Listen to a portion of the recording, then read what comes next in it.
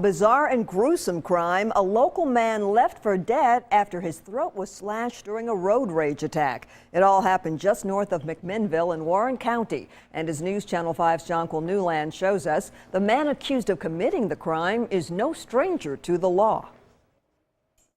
Mud tracks into Charles Creek show where 31-year-old Abel Cabrera Torres crashed his stolen vehicle after allegedly cutting a man's throat and then leaving him on the side of the road to die. One day earlier, this red Pontiac was in the middle of Charles Creek. It now sits in the impoundment lot at the Warren County Jail, but how it got here is a puzzle authorities are still unraveling. It happened right here. Warren County Sheriff Jackie Matheny met us to explain exactly what happened between parolee Abel Torres, now charged with attempted murder, and the victim identified as Jared Hendrickson. They had a misunderstanding between the two. Hendrickson supposedly had called Torres to try to make amends, to have a conversation with him. And this is all preliminary, but that's what we've been told. The two were passengers in this vehicle. Torres was in the back seat when the two got into an argument. That's when Torres reportedly reached around front and cut Hendrickson's throat. He's going to have some further surgeries.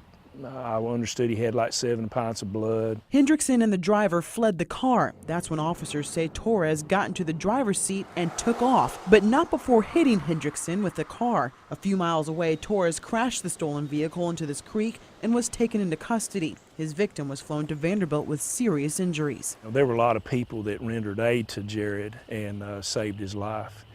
And that makes you, appreciate the people in our community, people that you'd think would run from an incident like that, came up and rendered aid to him and took care of him and perhaps kept him from bleeding to death, if nothing else. Torres is currently charged with attempted first-degree murder, although more charges are pending. He's currently in custody here in Warren County. In Warren County, I'm Jonquil Newland, News Channel 5 HD. Torres was arrested as a juvenile in connection with an armed robbery years ago. He served time for that crime and was out on parole.